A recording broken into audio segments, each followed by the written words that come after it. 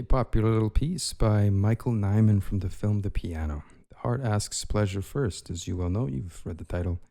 I'll begin as normal by playing through the first little section for you, 10 seconds of music, just so you can make sure that you're doing the right thing, that you're going to learn the right thing.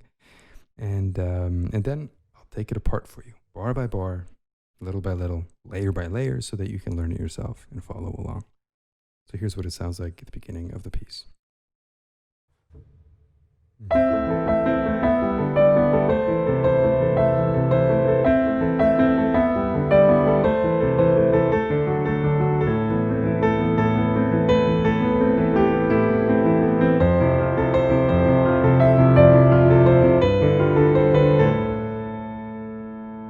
The nice thing about this piece is that the hands align really comfortably. It's all 16ths all the way throughout, pretty much. So as far as rhythmic difficulty, there isn't much, but there is a catch. Both of the hands are constituted of two separate layers. Right? In the right hand, we have the melody, which is...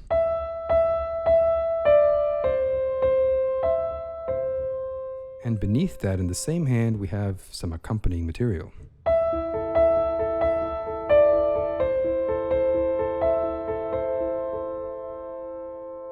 In the left hand, we have something similar, two separate layers, all in the thumb.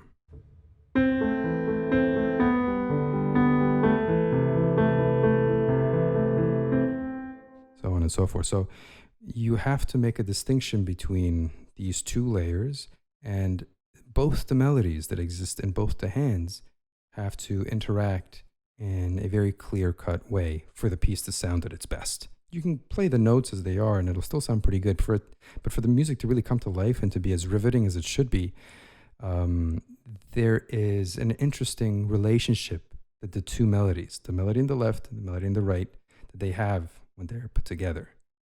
And you'll see what that relationship is as we go through it. It's an interesting thing. So let's begin with the right hand, since surprisingly the right hand is simpler, easier than the left hand. As usual, you should know that although I do post tutorials on YouTube for everything that I do, not all from the series end up on YouTube. The full tutorial series is on my library. In my library, you can have a look over there, join up. There's a free trial, so you can hang around there for a week or more, depending on what you choose, and to have access to everything that I've ever done. I've done many hundreds of things, potentially thousands, depending on when you're finding this little video. And there's really no risk. You can cancel anytime, and you won't be charged. All right, let's dive right in. We begin with the right hand. We're in A minor. 5, 2, and 1. And this is our sort of churning, our repetitive pattern here.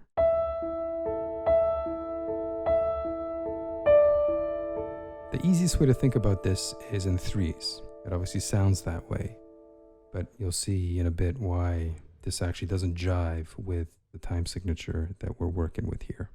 But for now, we have 5, 1, 2. Bring the pinky out again, 3 times. And on the fourth, we move down to D with the fourth finger. Bottom 2 notes stay the same. It's pretty straightforward. Groupings of 3.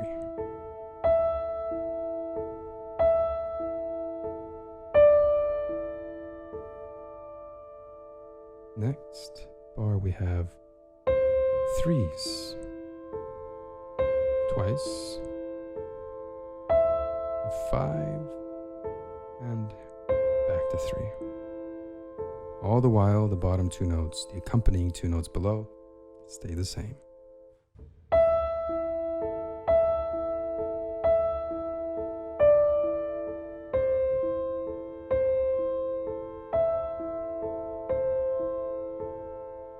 Make sure as you're playing that you do bring the top voice out and make it quite distinct. There shouldn't really be a sense in which they all feel like they're part of the same instrumentation, the same orchestration. This should feel like one instrument. And all the stuff below it should feel like a different instrument. 2 distinct layers. Another little detail here is when you're doing this, because it's nonstop, you have to breathe in your wrist. Your wrist has to be very supple, loose, comfortable, and flexible as you play. So in general, we have movements towards the top end. So we start with the top and then 1, 2, 5. So you can see that I'm not moving a whole lot, but I'm moving enough so that my wrist feels unencumbered and I don't accumulate any tension. Do not play this piece, and I mean this, you can really hurt yourself if you do, by being completely static and stiff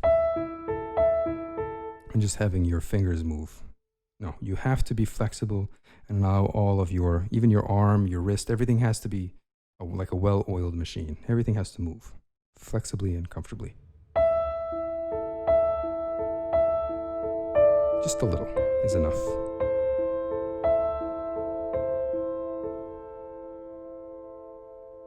All right, that's pretty good. Now, here is the detail that is important for when the hands come together. If I'm to count this with the time signature as it stands, 6/8 time, you'll notice that the top notes don't align with those beats. So if I was to do that with the counts, you'll have 1, 2, 3, 4, 5, 6. Interesting, right? They don't align.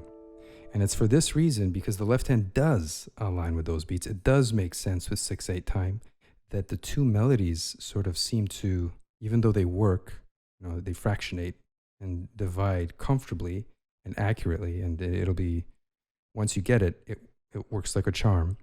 But for that reason, you get this feeling of division and depth between the hands. You'll see when we get a little further in what I mean by that. On to the left. This is our opening position for the left hand, 5, 2, and 1. And our next position is going to be almost the same thing. The outside notes move down by 1, and then it's a 3 in between. 5, 3, 1.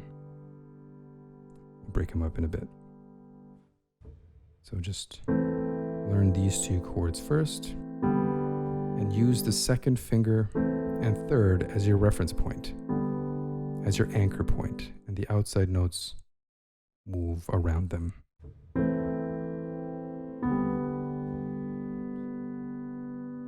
And then the next bar, everything moves down to 5, 3, and 1.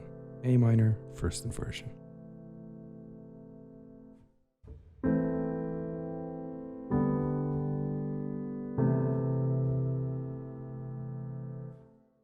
Once you have those taken care of, it's just a matter of breaking it apart now.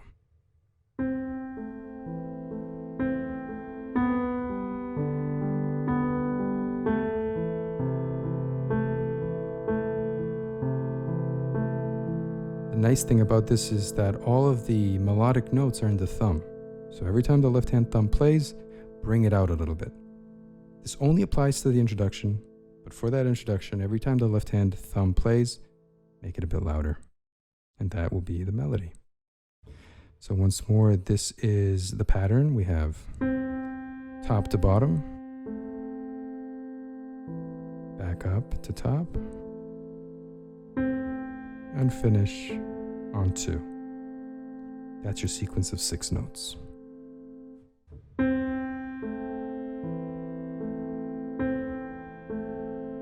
Next, find the position. Think of the position first, and then go. Same pattern, heading down, back up,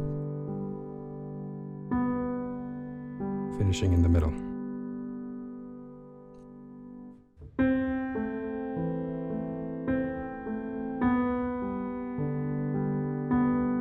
Next,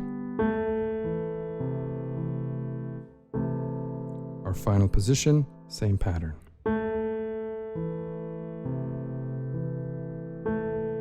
Twice.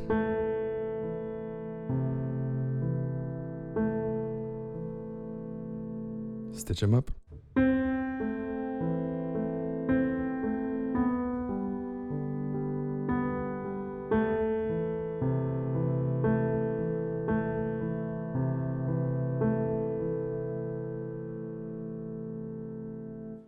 Once you've done that, we then put them together.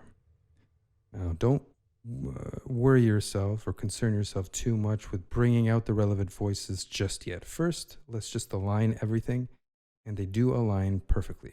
Both the hands just have a slew of sixteenths.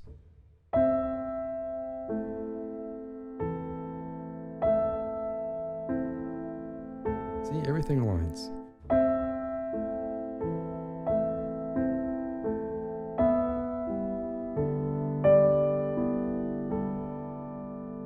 Every single note will align.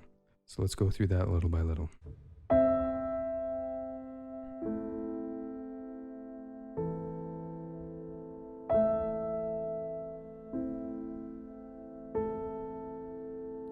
Learn that on its own.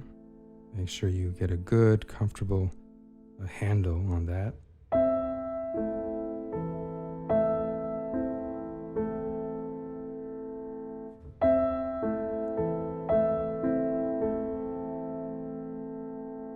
Next, the left hand moves down, but the right hand stays on the E.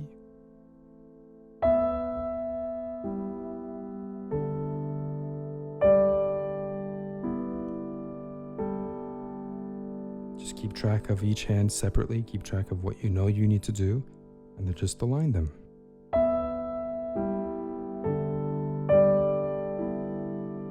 Take your time. If you start making mistakes, just restart. Don't get frustrated. Just reset each time.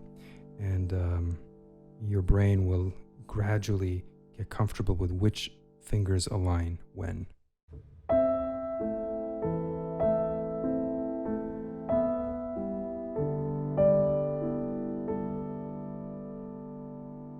Practice that as much as you need to. And once you think you have a pretty good idea of how to do this, we now begin the process of bringing the lines out, the melodic lines out. Start heavy on the first one, and then heavy in the pinky of the right, and then a heavy thumb in the left. Notice when the left hand thumb plays, the right hand thumb is also playing.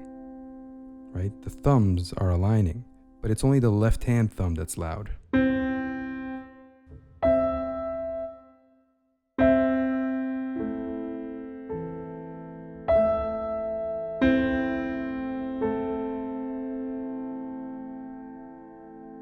That's the next step.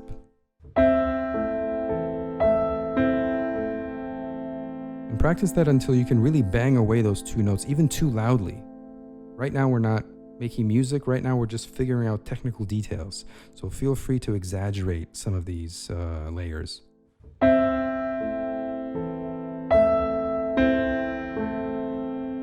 then practice that and loop it.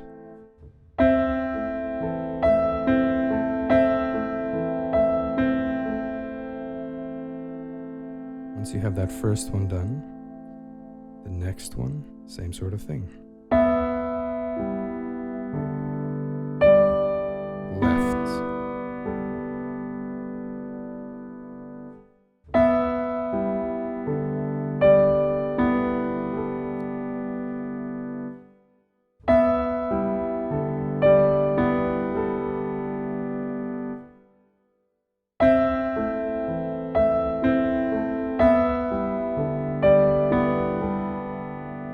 See?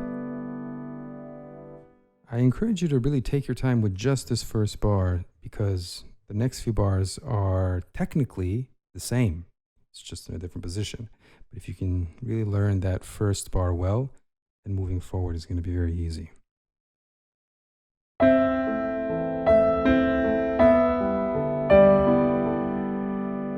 Next, I'd like to have a look at the transition to make sure that the transition is well done and secure, because usually that's where performances fail.